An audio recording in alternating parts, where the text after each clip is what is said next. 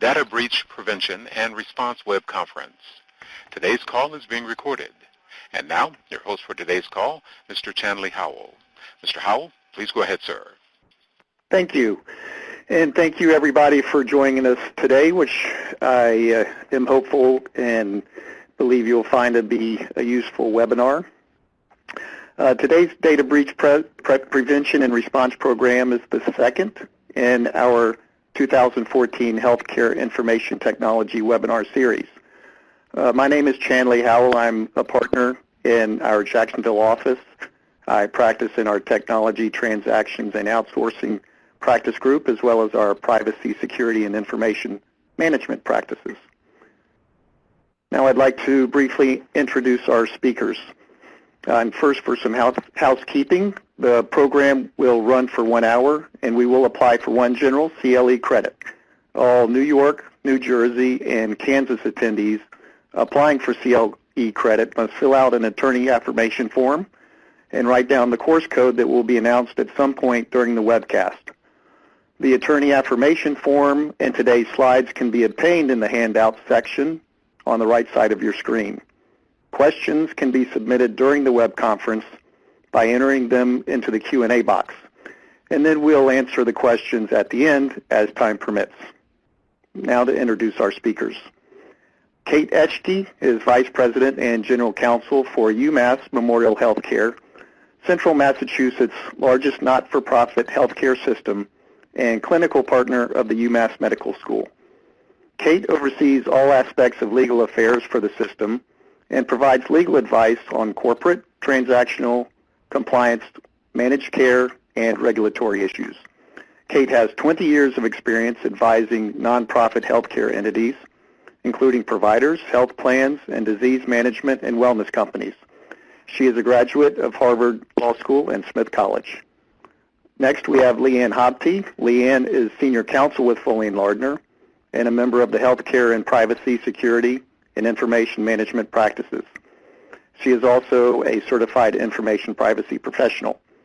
A former director at UCLA and the Minnesota Department of Health, Ms. Hopte has strong practical experience in healthcare data privacy and security compliance. She advises healthcare clients on compliance with HIPAA and state law privacy issues, breach response, business associate relationships, and related issues. Finally, we have Pete Sanborn. Pete is a member of Foley's Technology, Transactions, and Outsourcing, as well as the Privacy, Security, and Information Management practices. As part of his work, Pete regularly counsels clients on all stages of their information technology initiatives. He also advises clients on a variety of matters related to compliance with data protection and identity theft regulations. And with that, we will get started. The basic structure of today's webinar, we will briefly have an overview of the nature of the risks that we'll be speaking about today in which your organizations are facing. Then we talk about basically the two phases of dealing with breach prevention and response. Phase one is the preparation, planning on how to mitigate and reduce the risk of a breach and how to implement the day-to-day aspects of a breach prevention and response program. Then we will talk about phase two, the post-breach, and what to do once a breach occurs. First, to set the stage a bit, I'll briefly go over a few settlements. I won't go over these in detail, but if there is any doubt that this is a critical issue, just settlements within the past 12 months show us that. These settlements, which are on the next two slides, for the most part are seven-figure settlements. The types of breaches occurring, we see here medical records dumping case, destroying records or getting rid of records in an unsecure manner. We see a situation where a company failed to secure electronic PHI on their network. Always common source of breach is an unencrypted stolen laptop. That's the source of a couple of these settlements. And then we've seen a breach by a contractor of an organization. On this next slide, again, we see theft of an unencrypted laptop, and finally a photocopier that contained PHI that was compromised. So as we see, the settlements are real. You probably all know they are. These are just some examples that you can illustrate that as needed. And with that, I will turn it over to Pete, who will talk about the types of breaches. Pete? Thanks, Chanley. So I think, as Chanley was mentioning, the variety of settlements that are out there, I think really underscore the diversity in the types of incidents that create these data breaches. And so I think it's helpful to step back when you're thinking about how to approach planning and data breach response to look at the issue at sort of the most basic level. And what we're really concerned about here is that your data is going to fall into the wrong hands. And obviously that would include sort of the more notable data breaches that we tend to see in the media, which is, an outside organization hacking through whatever the organization's security systems are to gain access to the data. But data breaches really come in a wide range of other types of situations, and those can include inadvertent loss of PHI or personal information or other data, the example of the unencrypted laptop that gets lost on the train, or even an organization that sends out a mailing to all of its patients, and because the envelopes were off by one, instead of getting a letter with your name and your PHI on it, you get a letter with somebody else's. So those are examples of the types of ways that inadvertent breaches can occur. Likewise, when we think about the wrong hands, a lot of times people are thinking about your data getting into hands of third parties, people outside of your organization, which is absolutely the case. But it's worth keeping in mind that the wrong hands may also be inside your organization as well. So data breaches can also occur with an employee who, for example, gains access to PHI despite the fact they're not supposed to have access to it. Or somebody who's entitled to access to that PHI because of their job, but decides they're going to take it home with them and do something with it they're not supposed to. So in thinking about the nature of the risk, it's helpful to think about it as broadly as possible because data breaches really do arise in quite a wide range of circumstances. One other thing to keep in mind is that, data breaches, sometimes it's very obvious that you've had one. But as you're thinking about planning for data breaches, it's also worth keeping in mind that there's a lot of gray area here. And there may be circumstances where data has been lost and you're not sure whether or not it's lost, it's been stolen, or it might be sitting locked up in a filing cabinet, but nobody actually knows where it is. So thinking about the types of breaches, one type of breach is one where you think one has occurred, but you're not sure, and you need to think about how your organization is going to respond in that circumstance. The other thing to keep in mind when you're thinking about the context for this discussion are the types of risks that arise from data breaches. And certainly legal compliance, regulatory risks rise to the top of the list. I think it's something that most organizations are aware of. But it's helpful to keep in mind the other kinds of risks that arise when you've had a data breach. Financial risks, including the loss of revenue, penalties and fines that might be imposed on your organization, the cost of litigation in defending the organization. There's certainly reputational risks that can arise from bad press or for damage to the relationships you have with your patients or customers. Data breaches can expose security risks that you may not have known were out there, but once you become aware of them, the organization then realizes that it may have an ongoing risk of continued breaches based on what the security issue is, as well as operational or clinical risk, where based on loss or destruction of data, you may actually have a difficult time continuing a certain kind of operation within the organization, or there might be an impact on your clinical care. So in addition to thinking about the types of risks, I just want to note, a lot of times I think data breaches are associated with a failure of some kind of a technical security measure. But at the same time, there are plenty, and Chanley's slides illustrate it, plenty of risks that arise from human error. And so again, thinking about the source of the risk isn't really just a technical issue. This is one that involves both technical safeguards, physical safeguards, and administrative safeguards, because you're really talking about technical and human causes of these risks. And as we'll talk about a little bit later, in addition to thinking about how this works within your own organization, part of the puzzle here is also thinking about how these things can arise involving your third-party vendors and suppliers. Thank you, Pete. So as we start to think about mitigating the risk of data breach, we wanted to start with a threshold question: who is, or importantly should be, concerned about the risk of data breach? And obviously, your legal department, your internal compliance, audit, risk management, privacy teams, your security group, also outside regulators.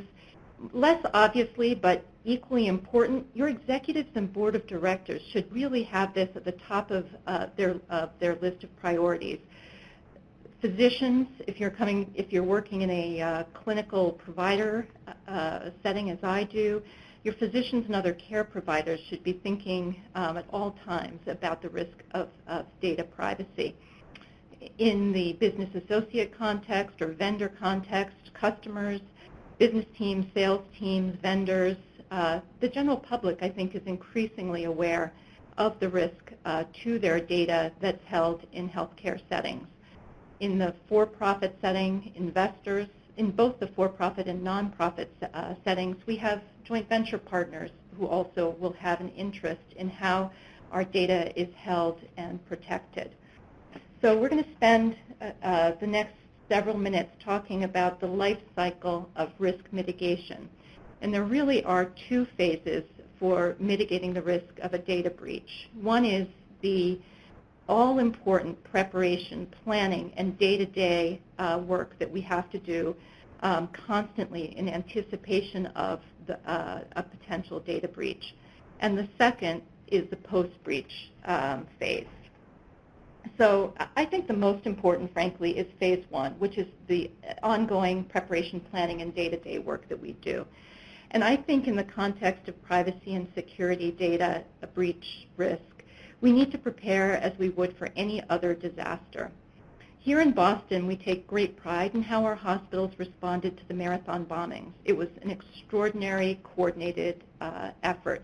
And it really reflected the years of ongoing preparation that all of the facilities, separately and together, had put into preparing for that type of disaster. And we really need to think about data security in a similar way. It's about preparation. We don't want to be learning what to do as we're doing it. So we start with the data. And I think this is the key threshold question. We used to say, follow the money. And I think that the proper thing to say now is follow the data.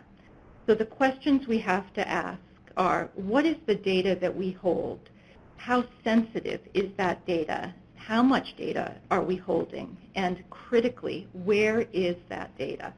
And we have to think outside the server. We have to think about mobile devices, the cloud, international, maybe we have international vendors who are holding our data.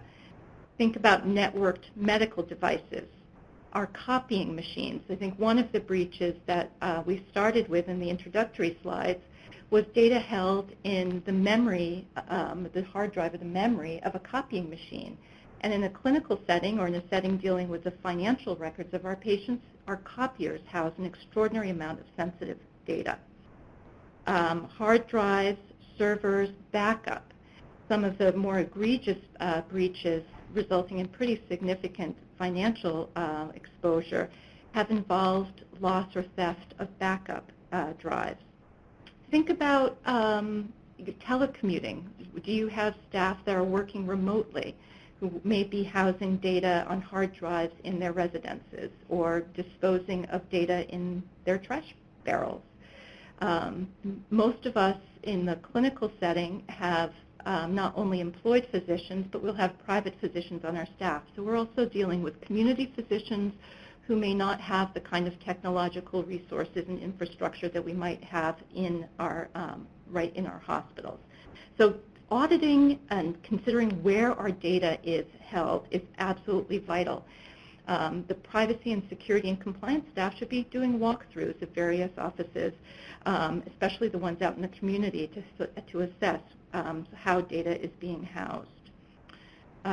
Who has access to the data? And again, think outside the obvious. Think about your private physicians, your researchers, third parties like nursing homes to whom you might, to which you might refer patients who might have access into your medical records. Think in various categories. You have not only clinical data in the patient care setting, but also revenue cycle data, which will have both patient care information, diagnoses codes, but we'll also have financial information, social security numbers, credit card numbers, everything like that. So what is the purpose of the data? If you don't need it, don't keep it and dispose of it carefully and appropriately. Do a Social Security number audit. Where are they held? Who has access to them? And does everyone who has access to them need access to them?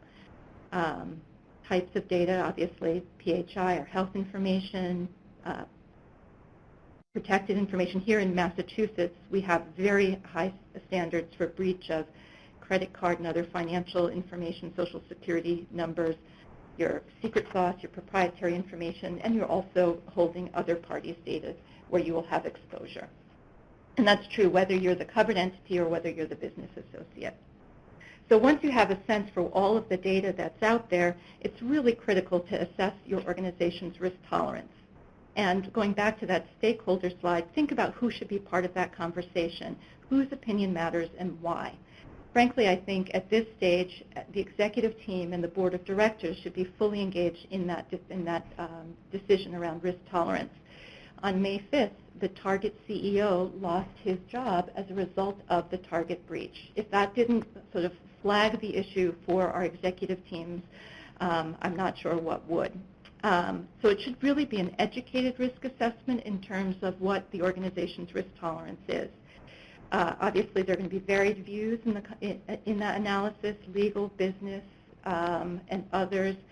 There's a cost involved, and there's a cost to investing in security and technology and education, but there's also clearly, given our opening slides, a significant risk to not making those investments.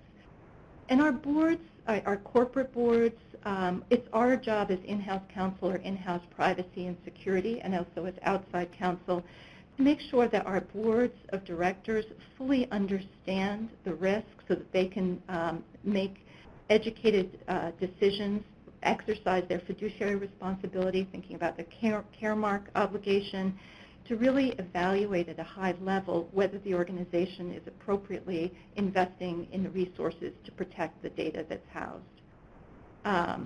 So clearly, it's always going to be a balance. The only way to have 100% secure data is to have useless data that no one can access.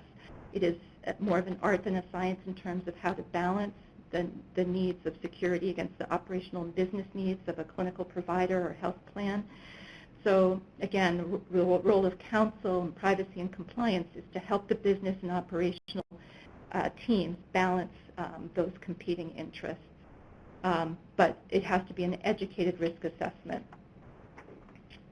So thinking about once you have your all of the various areas of your organization fully engaged and committed to risk mitigation, putting the right practices in place is critical in advance of anything of a breach. So make sure education is critical, having appropriate policies, encryption. At this stage of the day, if you're not encrypting, there is absolutely no reason, no excuse not to encrypt, particularly when you're talking about mobile devices and laptops. It sounds easier than it is. You have your employed workforce, your security team, your IT team can make sure all of those devices are encrypted. Where things tend to get difficult is when you have community providers, students, residents, researchers, or even your own employed physicians bringing and using their own devices over which you might have less direct control. So the New York Presbyterian case, which resulted in a very significant fine, involved a personally owned computer. And that's a place that all of us have to stay very, very focused. But encryption is a must at this point. And enforcing corporate policies through audit. There's many software packages and applications that are available for your privacy and security team to audit access to medical records and to ensure that corporate policies are being followed. There should be, as in any compliance setting, appropriate reporting, availability, and consistent and appropriate discipline.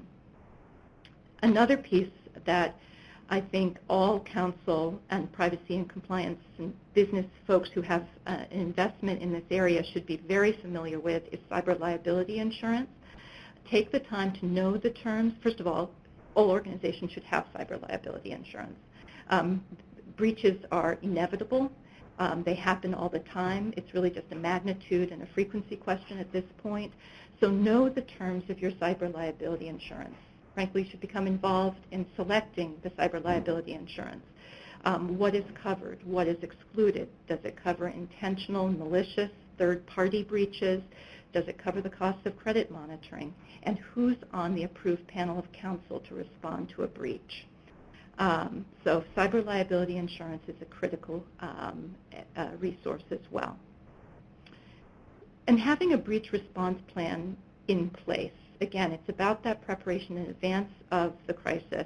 Know who your team is going to be. Make sure you have ways of reaching each other, because these things can arise over a weekend. In a former life at another employer, I was in a privacy compliance role, and I received a call from our security officer it was about 11 p.m. on a Thursday, and we needed to trigger a breach response plan at that time at 11 p.m. on Thursday. So know how to reach each other. If you're on the that core team, it's very, very important to have sort of a phone tree and an ability to pull people together in a rapid fashion.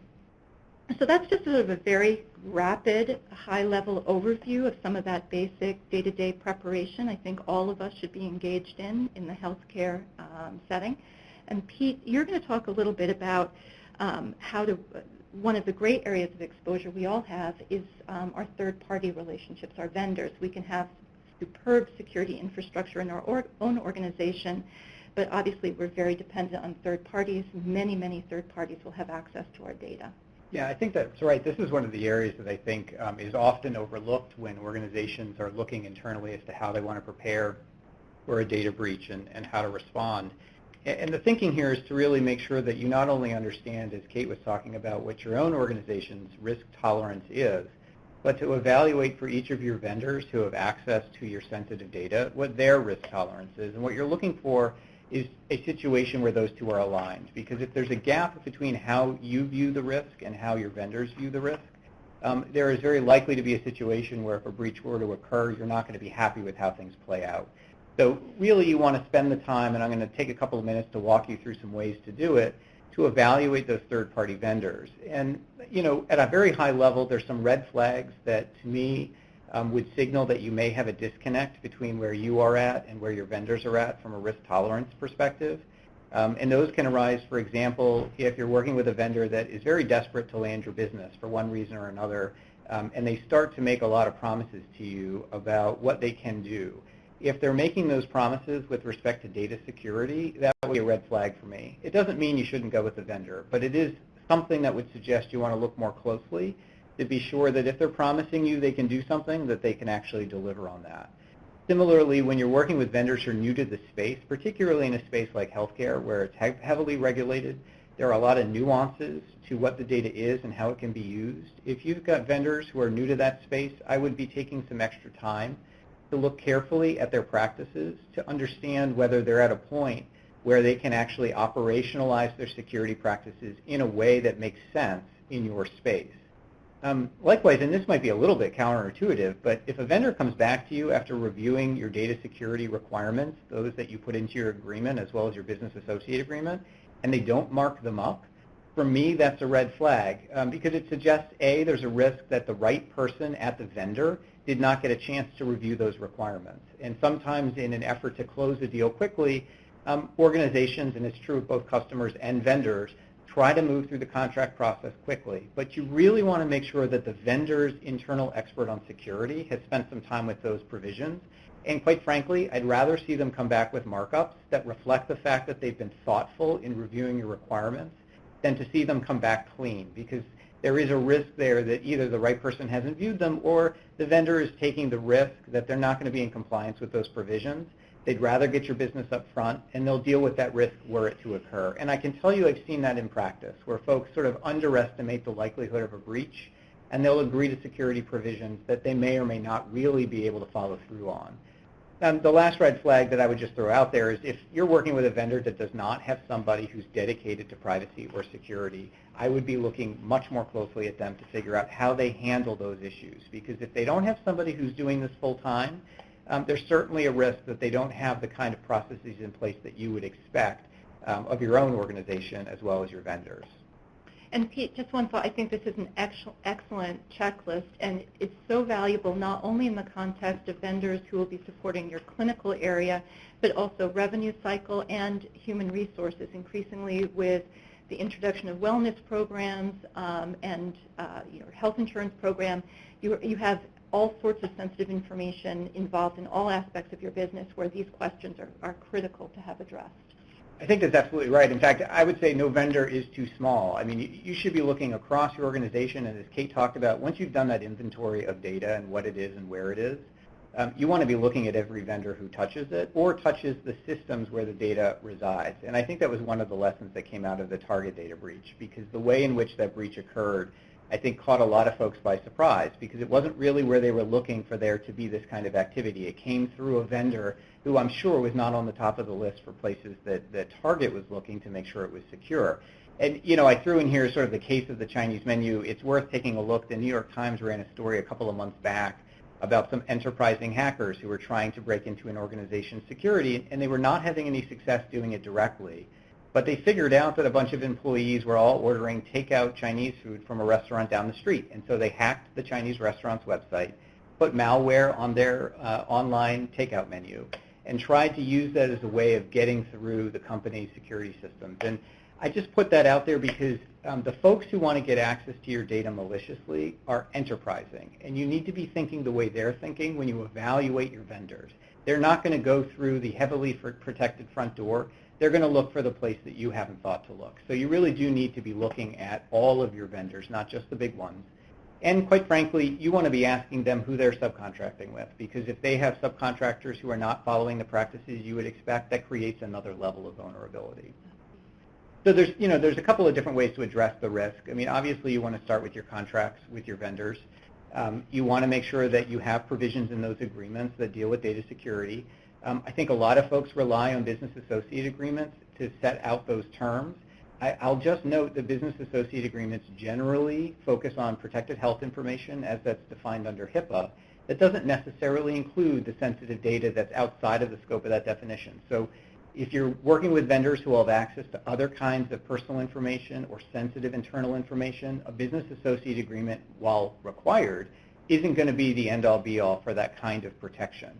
So you really want to have another set of provisions that deal with data security, and not just how the vendor should be securing the data, but also what they're going to do when they detect a breach or they think there may be a breach, how they notify you, and what their obligations are when the breach takes place, and what your obligations are, both in terms of in practice operationally what they need to do, but also financial obligations, who's going to be paying for what. So you want to make sure that's all laid out in the agreement, in addition to the basics like a business associate agreement. But a paper contract, is great to have wonderful provisions. It's not particularly helpful if you haven't done the work to make sure the vendor can actually follow through. So I think that besides the contracting, one of the most critical things you can be doing is diligence, both before you bring the vendor in the first place and throughout your relationship with the vendor. So take the time to ask the vendor specific questions about how they handle security, who's responsible for it, and really get comfortable with whether or not they can follow through at the level you need them to before you bring the vendor in. And then I would build into that an audit provision that gives you the right throughout the relationship to go back and audit the vendor to make sure that they're actually doing the things that they signed up to do in the first place.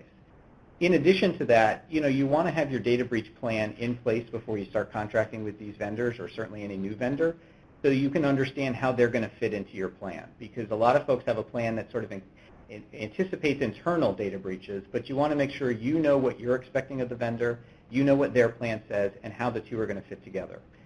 Also, obviously, take a look at what your insurance says and what their insurance says, as Kate had mentioned earlier. I think it's a critical area that you need to be aware of, and also very attuned to whether or not they have the kind of insurance that you yourself have, and if they don't, to understand why they don't, and to press them on whether or not that's something that they would acquire in order to get your business. Because really, if every organization should internally have cyber liability insurance, your vendor should have it as well. And then the last piece I would just throw in here is the idea of an ongoing health checkup with your vendors. And there are plenty of milestones in any vendor relationship that should trigger you to pull that contract back out of the file and take a look to see whether or not the security provisions you negotiated originally are still appropriate in light of the relationship you have with the vendor today. So if they're rolling out new systems over time, if they're getting new kinds of data, more data of the kind they already had, as you're coming up to contract renewal periods, if there have been changes in the law since you last negotiated with the vendor, those are all good reasons to look at the agreement again and make sure you're comfortable. And I can't tell you how many times folks agree to security provisions when they look at it and say, oh, this vendor will only have access to this information. They're only providing us a limited service. We're comfortable with the security provisions in the agreement. And then 3 years later, you've got a much different relationship with the vendor. They've done a great job. They're doing a lot more for you, but your contract hasn't kept pace. So you really don't want that to happen if you can avoid it, and that's why you should be using those milestones to go back and look at those vendor relationships and make sure things are working the way you need them to. And I think that is an absolutely critical point. As you say, relationships evolve. You'll have additional service exhibits attached. You'll have relationships expand, and unfortunately, sometimes the business owner might not think that it's necessary to step back and look at the privacy and confidentiality provisions. Oftentimes, in the context of negotiating these core documents, the business associate agreements or the security exhibits, conversations around indemnification and insurance can often surface issues with the potential vendor and exactly how sophisticated they are and how prepared they are to go forward.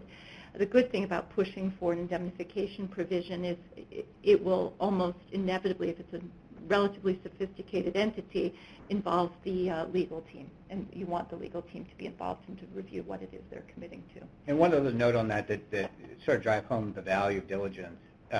A lot of times you get to the limitation of liability provision towards the end of the negotiations, and if you haven't done your diligence, you may get to a point where you don't have a lot of leverage left in the relationship and then realize that you really have an issue you need to address. If you've done your diligence up front, you can make sure you've calibrated those provisions appropriately in light of the risk, and that way you're not at the end of a contract negotiation where everybody has deal fatigue, suddenly realizing you've surfaced an issue with their way they handle security that now requires you to invest a lot of time and energy to get the deal back to a level it needs to be, where you could have handled that much earlier in the negotiations and really used that to drive the results that you need. So we're going to transition from the preparation phase to the post-breach phase, which these are challenging times for everyone who's involved. Unfortunately, as I said, I think if you are practicing in a healthcare setting, it's almost inevitable at this point that this will be part of your professional experience. And the important thing is to make sure you have the right people involved to respond in a rapid and appropriate way. So the first question when you're notified of a data breach of any kind is the breach ongoing? Do you have an ongoing risk to your data? Have you been hacked? Is the data leaving your system and going somewhere else? Or do you have a large amount of data that is missing? You have backup drives that are missing. You can't locate them. You have an unencrypted laptop that's missing. So the most important thing is there a breach that's ongoing where you can mitigate that ongoing risk and just try and stop the flow of data? That's often a time when you're going to be very dependent on your security and IT teams, because oftentimes, particularly in a hack situation, it's going to be a technological solution. And those are the 11 p.m. on Thursday night types of calls. While you're trying to assess whether it's an ongoing breach, you also need to quickly determine what kind of data is involved.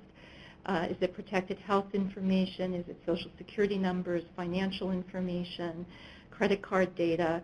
Try and assess all different types of data that could be involved. And this can be challenging, particularly if it's a device such as a laptop. the person whose device it is might not have a really good sense for everything that's saved onto their hard drive. Whose data is it? Is it the hospital's data? Is it a business partner's data? Is it, if you're a business associate, whose client's data is involved? How much data is involved? How sensitive is that data? Do you have, in addition to protected health information, data that's also subject to additional legal protections like psychiatric, substance abuse, HIV data? Do you have any ability to determine who has the data or where it has gone?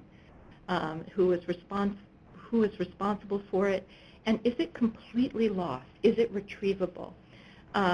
So I had the unfortunate experience, not at my current employer, but in a different setting where the entity was a business associate. We had a large amount of claims data, clinical data.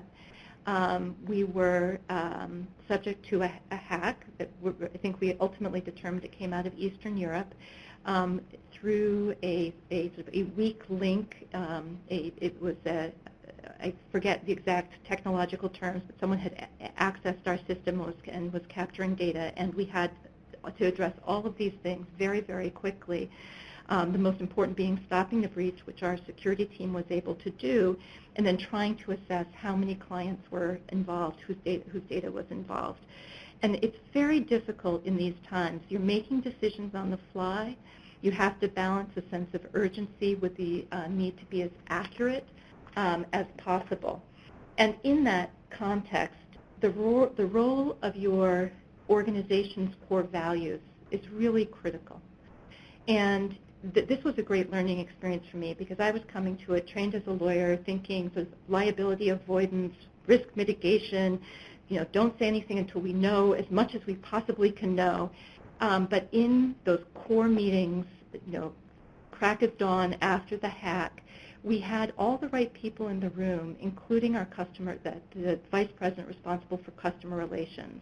And she put out on the table, our core value is transparency. We need to tell our clients exactly what's happening and what we're doing to address it. And her wisdom carried the day, and we got on the phone and called every single client. A member of the executive team called every single client and shared with them what we knew, that it was fast-moving, that we didn't have all the information, but to assure them that we would keep them informed. And that's what we continued to do over the weeks that followed as we addressed the breach and contained it. And long before we sent out the regulatorily required notices, we were having those daily check-in calls with the privacy teams at our clients. And because of that fundamental decision that was made at the very beginning, we did not lose a single client. In fact, I think we gained credibility with our clients through that process. So you're always making decisions with partial information. There's a risk of delayed response versus the risk of acting on bad or incomplete information. And again, legal, privacy, compliance all have critical roles to play in that as you try and sort out what you know, when you know it, and what your legal obligations are, and also what is the right thing to do. And there's actually one thing I'll throw into that when you're thinking about this from the context of a third-party provider. Wherever you can, you really want to encourage your providers to work with you and provide you as much information as they can, even if it's a situation where they're not sure there's been a breach, because they're going to be going through the same analysis on their side as you would be going through on yours. And they're going to be hesitant, understandably so, to give you a call and say there's been a breach if they're not sure whether there's been a breach. And what you really want to do is to find third-party providers who recognize that that partial information is as valuable to you as it is to them, and incentivize that relationship so that they actually will pick up the phone and call you, even if they're not sure there's been a breach, just so that you're on the same page as they are and can take those appropriate actions while they're working it through on their end. And I think that part of that is the culture of the relationship, and part of it is also going back to what you were talking about earlier, Pete, in terms of what goes into that contract. Be very clear that at what point they're obligated to provide notice to you that your data may have been compromised. That's right. And to push that time frame to make it as short as possible and say you don't need certainty, you don't need all the facts, but exactly as you say, there's value to us being involved, cooperating and engaged with you in trying to address the breach. So as I mentioned, who's at the table is critically important. The breach response team will be simultaneously involved in the remediation, the fixing it, the stopping it, the investigation, and then the all-important notification. I think we're all very familiar with the HIPAA high-tech notice requirements. We also have every state has different obligations with respect to notification, what data is covered under the state law, what has to actually be included in the notice, the content of the notice, what triggers the notice, and what the time frames are for getting those notices out, both to the individuals whose data has been compromised and also to the local regulators. So it takes a significant amount of effort to make sure you've covered all of those bases. Also, make sure you're meeting your contractual notification obligations in addition to your regulatory notification obligations. And think about notification not only external, but internal. Are your internal stakeholders aware of what's going on? Does your executive team, your board, your communications team, your medical staff, does everyone who could be impacted know about what's happening? And at times, it's appropriate also to involve law enforcement. In certain circumstances, with law enforcement involved in an identity theft circumstance, for example, law enforcement may place a law enforcement hold on notification and actually prevent you from getting the notices out in the time frame that you might want to, because they need the time without publicity to complete their investigation. And that takes another kind of management to try and manage the message when you are able to send the notices out, why it took longer than some might have expected, and to explain it was to allow the law enforcement to complete their investigation. So there's the immediate, and there's also the long-term response, and both are equally important. Immediate, you make sure that the risk is not ongoing. You immediately notify your cyber liability carrier. Litigation hold and preservation of evidence. It might require actually preserving the computers that were involved in the hack, taking them offline and so that they can be forensically evaluated. There's all the legal requirements we've mentioned. Again, be familiar with all of the states' laws that could be involved. You may have patients or employees from all 50 states, so you might have 50 state security breach laws to have to contend with. And prepare for litigation. What we're seeing increasingly, unfortunately, is not only the regulators are involved, but the plaintiff's bar is finding this to be a potential gold mine. So there was the Stanford breach case where there was an over $4 million class action settlement under the state privacy law after the protected health information of about 20,000 patients were up on a student website for almost a year. So you have not only regulatory financial exposure, you now have the class action lawyers involved. We've mentioned law enforcement. All important once you get past the immediate breach response.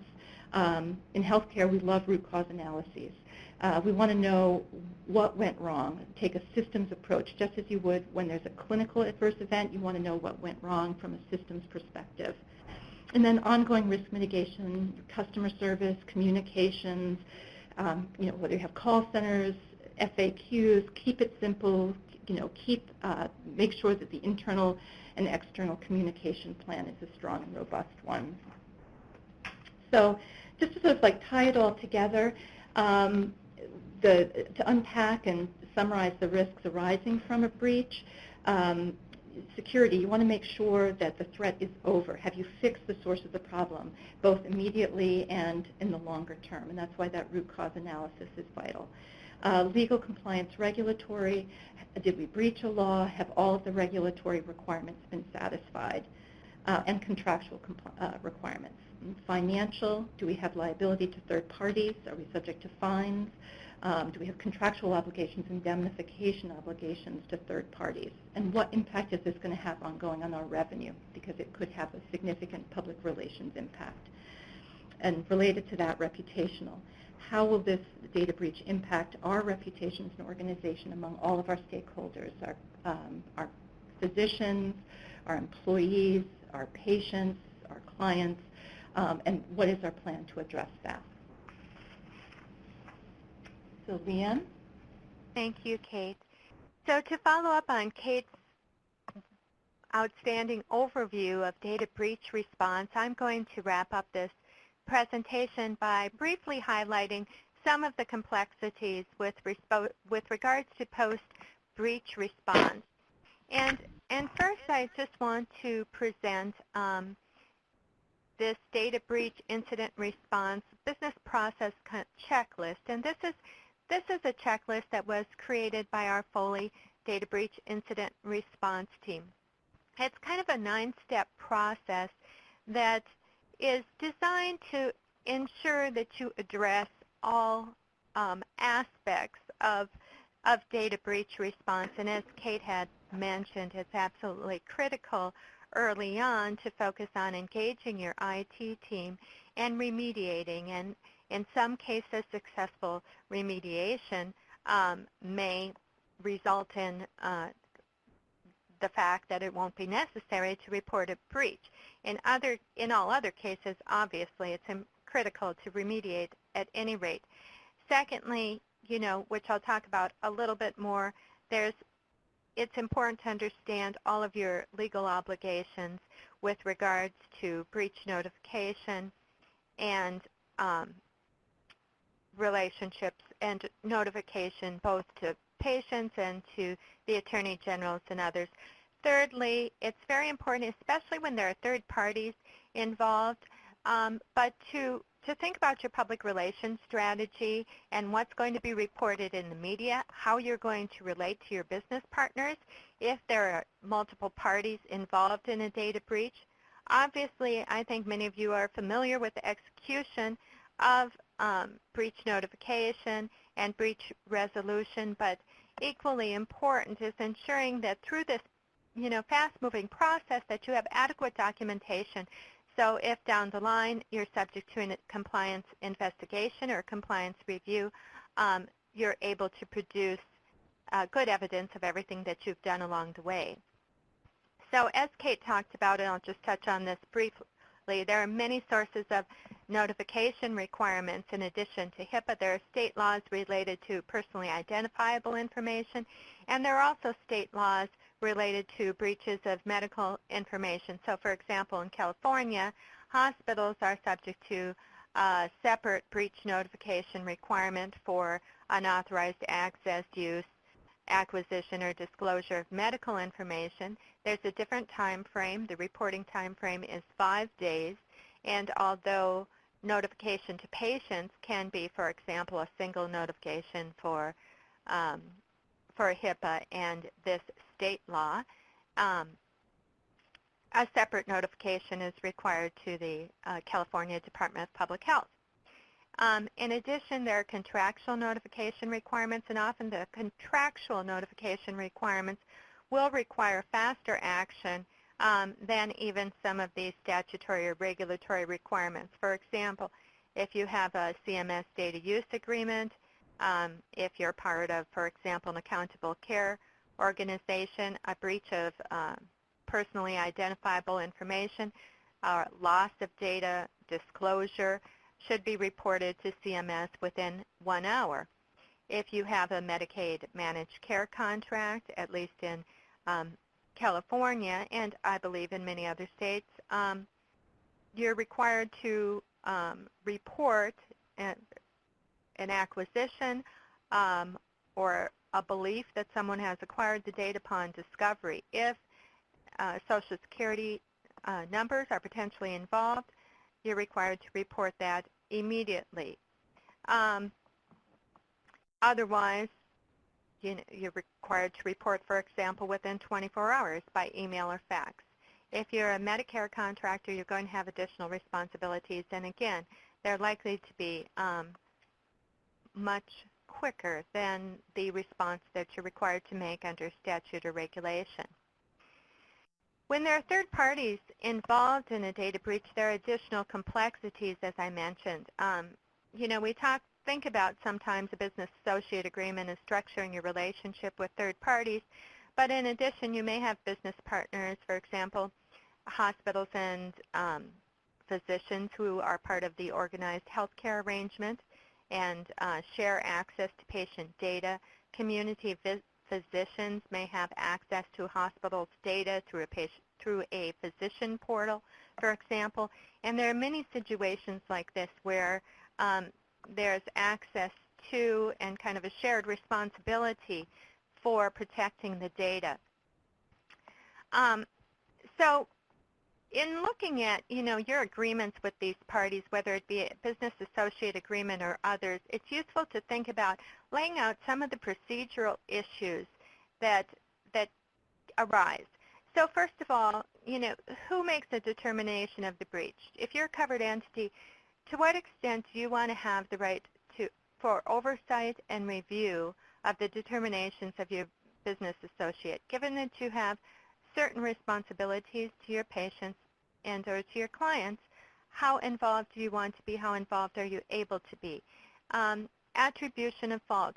When there is a breach that involves multiple parties, what is the process for determining who is at fault and the relative liability?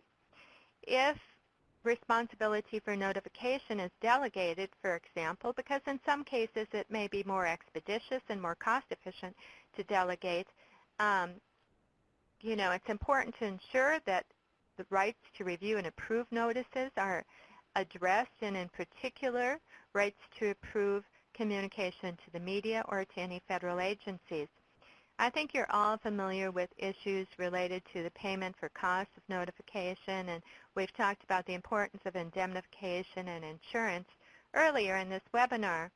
But as Kate had mentioned, more and more often breaches are leading to cases, class action cases under state law, and so it's important that agreements address notification if a lawsuit arises, and address the relative obligations of the parties with respect to assistance with litigation.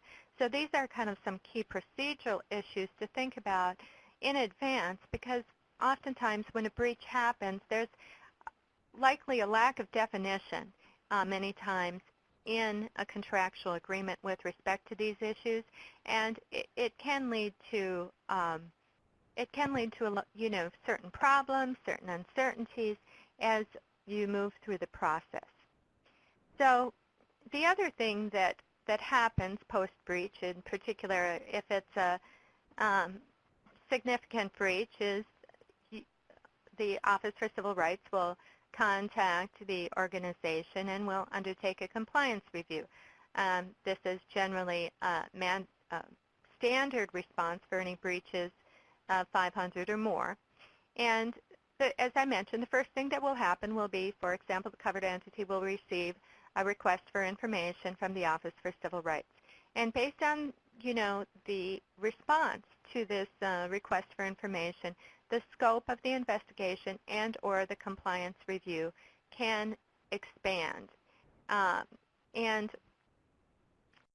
as a covered entity or a business associate, of course, you are going to be responsible for any compliance uncovered. So, in thinking about this, when you get a data request from the Office for Civil Rights, it's typically going to ask for policies and procedures related to the incident that gave rise to the breach. So if it's a theft of a laptop, for example, you're going to be asked for your encryption policies, your mobile device security policies, your facility access policies, your physical security policies, etc. In addition, it's going to ask for some broad information. You're likely going to be asked for your notice of privacy practices, for a general policy on uses and disclosures of information, and for your most recent security risk assessment. And this is kind of, those three areas are areas where the compliance review investigation can really be opened up. However, in response to the request, a couple of things that we emphasize is your response should be responsive to the request of the Office for Civil Rights, but should never be broader than what is specifically requested. So you should respond narrowly to the scope of their questions.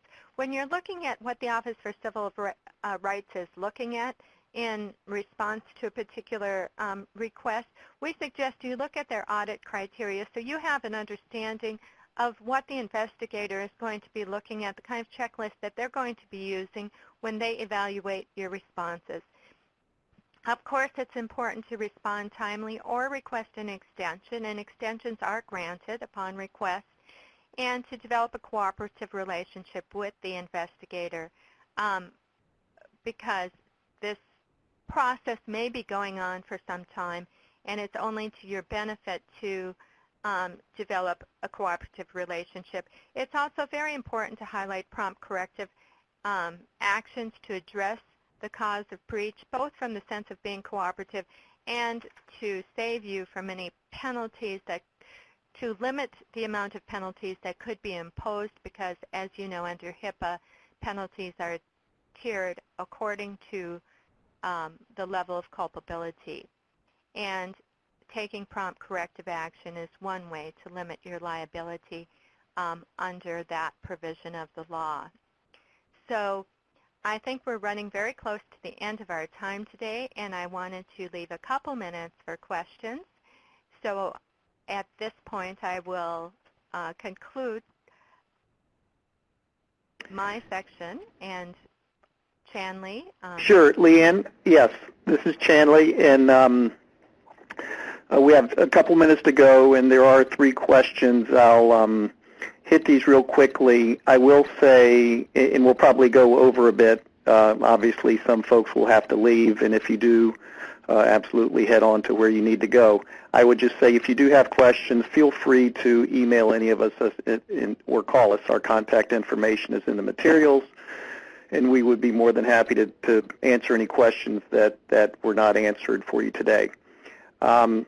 We do have 3 questions that were submitted through the web. The first one deals with cyber liability insurance. The second one deals with a template data security agreement. And the third question deals with record keeping in connection with responding to and dealing with and investigating a breach. So I'll speak to these real briefly and then turn it over to the other speakers for any comments that they may have. The first question states that we have been advised that cyber liability insurance is expensive and not well defined. And can we speak to that? For that, I would say that was an absolute true statement, say 5 years ago. It's not as true anymore, and it is. We look into this for our clients. We also look into it as a law firm, and I can tell you the cyber liability insurance market is maturing very, very rapidly. It's changing almost daily. And that is both with the level of competition, and whenever there's competition, that helps bring prices down. It is a true statement that cyber liability insurance has been expensive. It's very difficult to underwrite, and it's a new product, so by definition, it will be more expensive than other much more mature policies like commercial general liability and auto, et cetera. That said, it is maturing rapidly.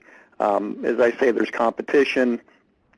Also, there are decisions coming out very frequently where the coverage under a commercial general liability policy, and that's typically if a company is going to seek coverage under a policy other than a cyber liability policy, it would be under a commercial general liability policy or possibly an errors and omission policy. But as the cyber liability market is becoming more common, courts are becoming more and more willing to read the exclusions and definitions in a CGL policy and an E&O policy more narrowly.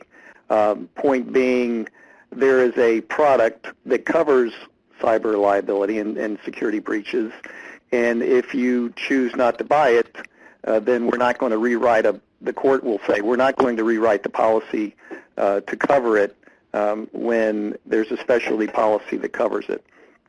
And then finally, I would say, I would recommend to everybody, if you haven't looked into it, to definitely look into it. I think you owe it to your organization. At a very minimum, conduct a cost-benefit analysis. Talk to your insurance brokers and agents, talk to your internal risk management, take a look at what the policy's coverage, look at the summary of coverage, and get quotes. You may choose to do it, you may choose not to, but I strongly recommend that you go through the process of looking into it. The second question is, are we able to provide a template data security agreement? I would answer that by saying it's not a one-size-fits-it-all.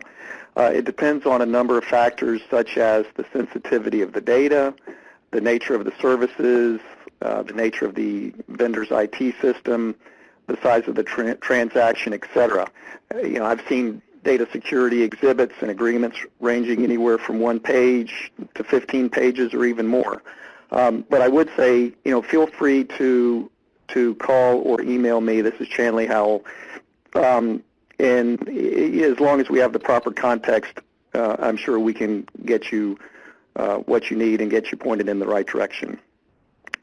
The third question is, what records, or do you have advice on what records to keep as you do your post-breach response and analysis that might be sought for legal action? The general theme of my answer is that I would over-document rather than under-document.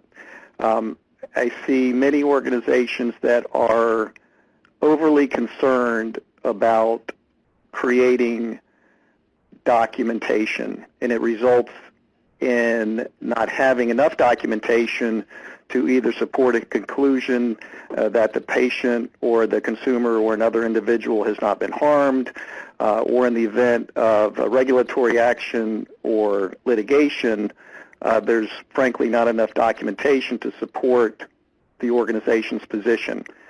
It is true that we're all human, and people are capable of creating what we might call bad documentation, things that come back to bite you. That said, there are a couple of things you can do.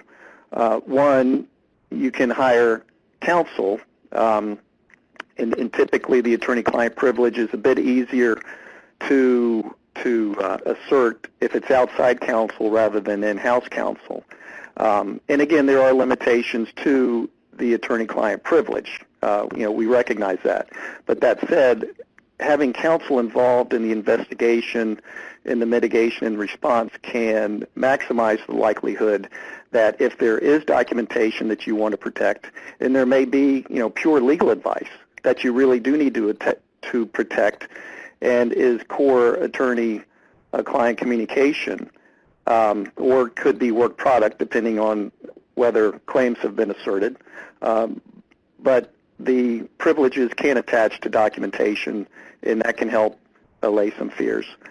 Secondly, I see documentation, the issue of documentation is one more of education and training rather than clamping down on the amount of documentation. In other words, train and educate employees on how to create accurate and clear and concise documentation that's not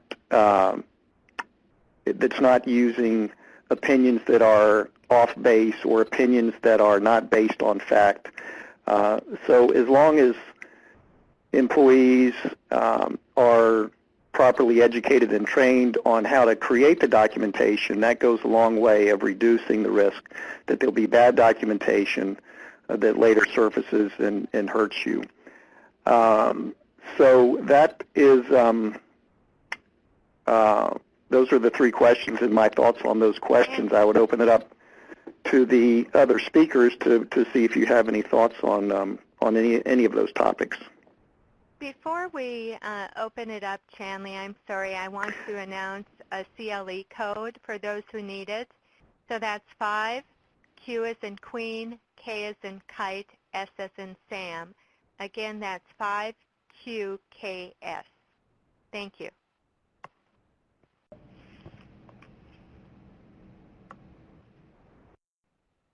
Does anyone have any thoughts on those topics?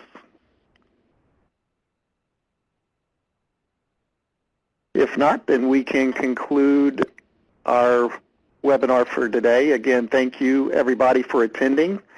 For more information on this topic, you can register to attend the 2014 Foley Tech Summit in Boston. And also keep an eye out for future communications about webinars in our Healthcare Information Technology webinar series. Thank you, and that will conclude our webinar for today.